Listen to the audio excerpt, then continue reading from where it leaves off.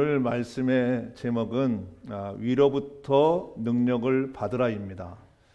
우리 누가복음 24장 49절을 보겠습니다. 말씀을 읽습니다. 볼지어다 내가 내 아버지께서 약속하신 것을 너에게 보내리니 너희는 위로부터 능력을 입혀질 때까지 이 성에 머물라 하시니라. 아멘. 다시 한번 읽습니다. 시작. 볼지어다 내가 내 아버지께서 약속하신 것을 너희에게 보내리니 너희는 위로부터 능력을 입혀질 때까지 이 성에 머물라 하시니라. 아멘. 예수님은 제자들에게 말씀하시기를 위로부터 오는 능력을 받아야 된다고 강하게 말씀하고 계십니다. 그러니까 여기서 나오는 위로부터 능력은 뭐냐면 성령님이시죠. 그 성령님을 받아야 된다고 얘기를 합니다. 그래서 이 위로부터 오는 능력은 하나님의 힘을 얘기하고, 그리고 기적을 일으키는 힘을 얘기하고요, 또 구원을 이루는 힘을 얘기합니다. 오늘 말씀의 포인트는 위로부터의 능력은 뭐냐면 구원을 이루는 힘입니다.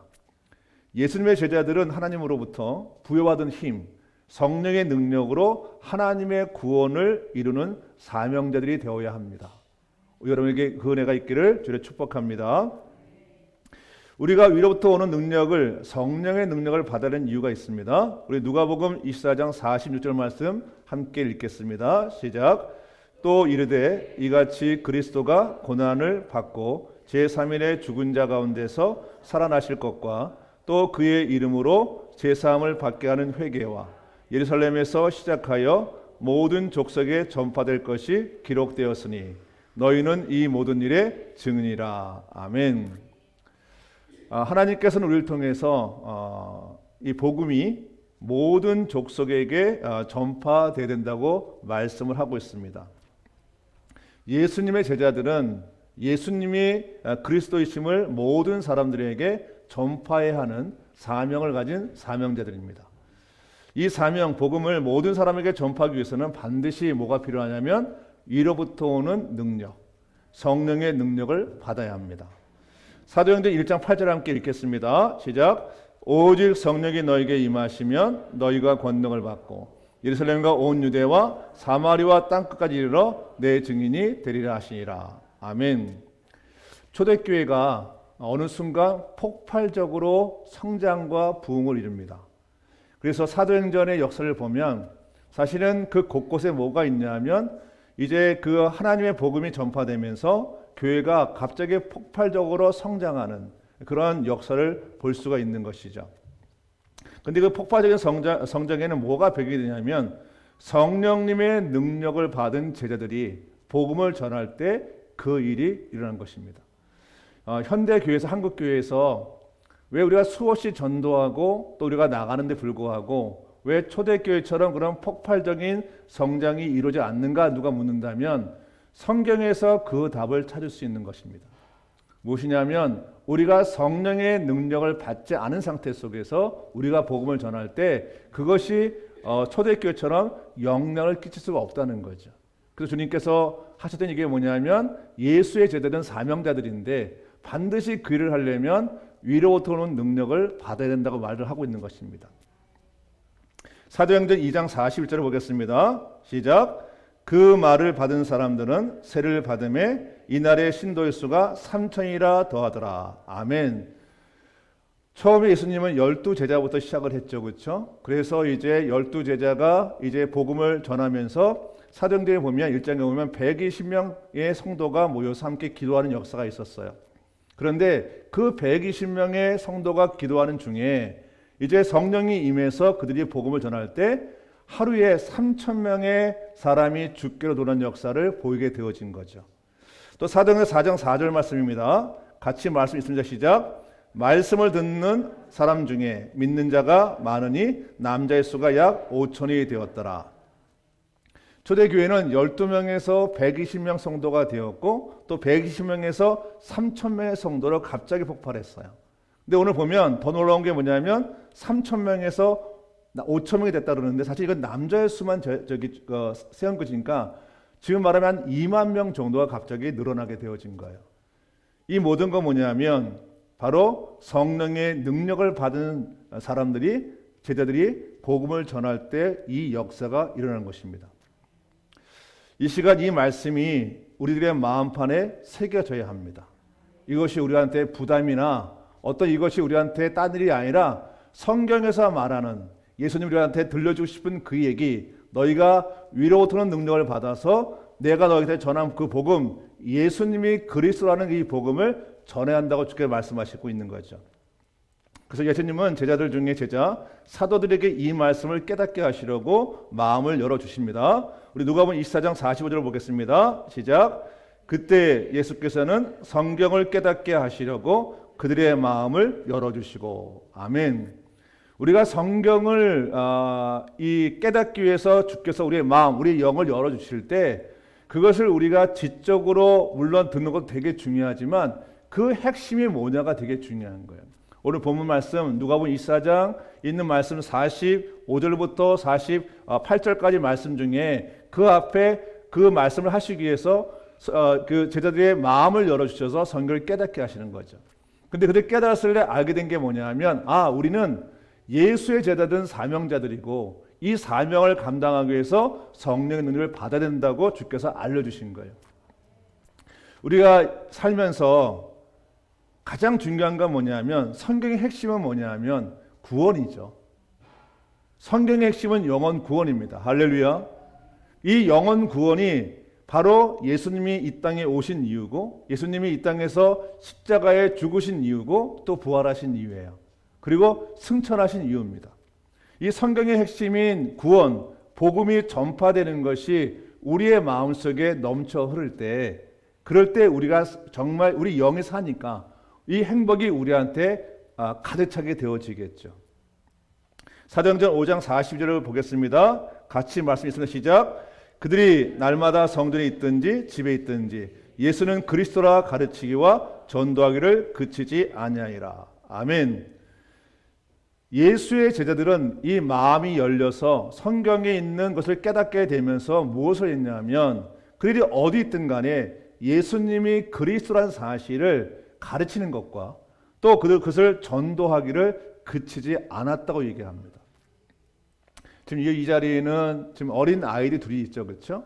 이제 갓 2살 넘은 유엘이와 그리고 한유리가 있고 또 이제 이번 주에 세례가 나와서 이제 세례를 받게 되어집니다.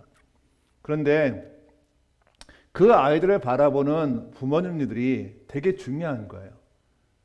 부모님들의 역할은 뭐냐면 그 자녀들 바라볼 때 저들에게 예수님이 그리스도라는 사실을 가르치는 것이 그게 성경의 핵심입니다.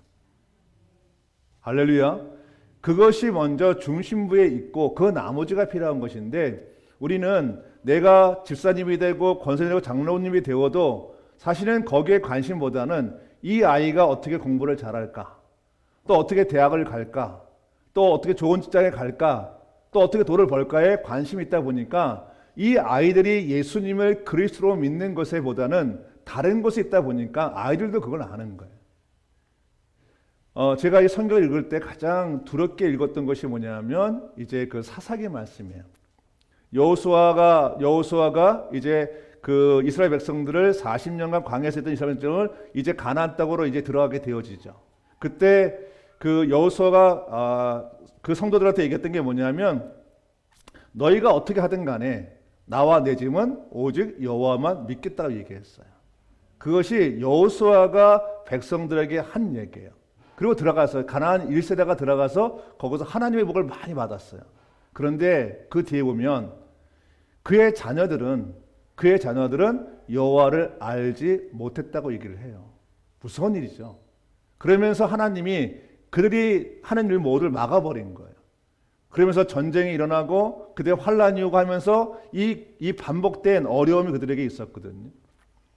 우리가 내 세대에는 제1세대 같은 경우는 여러 가지 고난 중에 하나님을 믿는 것에 힘을 썼는데 이상하게 내 자녀들이 좋은 환경에 들어갈 때는 예수님이 그리스도라는 걸 가르치는 것보다는 그 문화 속에 들어가서 그들이 무엇인가 잘 살길 바라는 거예요. 그것이 잘못됐다는 얘기가 아니라 먼저 우선으로 할 게 뭐냐면 어떤 거냐면 바로 예수님이 구세주임을 우리가 가르치기를 그치지 않아야 된다는 것이죠. 여러분 가나안 땅이 얼마나 복된 땅이에요, 그렇죠? 광야 때 가나안 땅에 들었으니까 얼마나 문화가 화려했겠어요. 얼마나 풍성했겠어요. 그리고 그 풍요의 마음을 빼앗긴 거예요. 우리의 마음은 우리가 그랬듯이 예수님이 그리스도라는 사실을 반드시 자녀들한테 가르쳐야 합니다. 그리고 그 다음에 우리가 누구를 만나든 간에 예수님이 그리스도라는 것을 이 전도를 그치면 안 된다는 것이죠. 이게 오늘 말씀의 핵심입니다. 지금 우리들에게는 필요한 것이 있습니다. 위로부터의 능력, 성령님의 능력을 받는 것입니다. 이 성령님의 능력을 받는 건 내가 무엇인가 뛰어난 자가 되는 것이 목적이 아니고 내가 복음을 전함에 있어서 나의 말이 성령의 능력 가운데 파워가 생겨서 이 복음이 전파될 때 그들의 마음을 열어 놓는 그런 역사가 있어서 많은 사람들이 주께 믿는 역사가 있게 하는 것이죠. 성령님의 능력을 받아서 예수님이 우리들에게 부으신 사명, 전도의 사명을 감당하시기를 주로 축복합니다. 그러면 성령님의 능력을 받는 길이 무엇인가 하는 것이죠. 어떻게 하면 성령님의 능력을 받게 되는가 하는 것. 우리가 성경을 보면 사도행전이나 누가복음을 보면 주님이 참 묘한 얘기를 하세요. 너희는 다른 곳에 가지 말고 거기서 머물러 있으라 얘기를 해요. 머물러 있으라 얘기를 해요. 전도하라가 먼저 얘기하지 않고 머물러 있으라 얘기해요. 그러면서 거기서 뭐 하냐면 함께 모여서 기도하기 시작합니다. 할렐루야. 기도하기 시작해요. 그러면서 그 기도 중에 성령의 이 능력이, 성령의 은혜가 이게 이제 쏟아지게 되는 거죠. 그게 사도행전의 역사입니다. 그들이 갑자기 방언으로 말을 하고 갑자기 하나님의 능력을 받아서 사방으로 뛰쳐나가면서 전도하는 것이죠. 성령의 능력을 받는 길은 가장 중요하고 명확한 길이 뭐냐면 기도하는 것입니다. 그래서 사도행전 2장 40절에 이렇게 써 있습니다. 오로지 기도하기를 힘쓰니라. 초대 교회들은 오로지 기도하기에 힘을 썼어요. 왜냐하면 성령의 능력을 받기를 사모했기 때문에. 우리는 때로 바쁜 게 많죠. 그런데 지금 우리가 살면서 해야 될 일이 뭐냐면 먼저 우리가 기도하는 것에 마음을 두고 시간을 내고 우리가 우선순위를 정해야 한다는 것입니다. 앞서 말씀드린 대로 인생이 허무한 이유가 있어요. 내가 때로 이것만 내가 해결되면 내 인생이 행복하다고 생각하는 것이 있어요. 내가 돈을 좀 더 벌면, 내가 좀 명성을 얻으면, 내가 질병에 치유되면 이런 마음들이 있어요. 근데 희한하게 무엇인가 하나님께 기도해서 응답을 받았어요. 근데 조금 지나면 다시 무엇인가 허무하고 삶의 의미가 없을 때가 많은 거죠.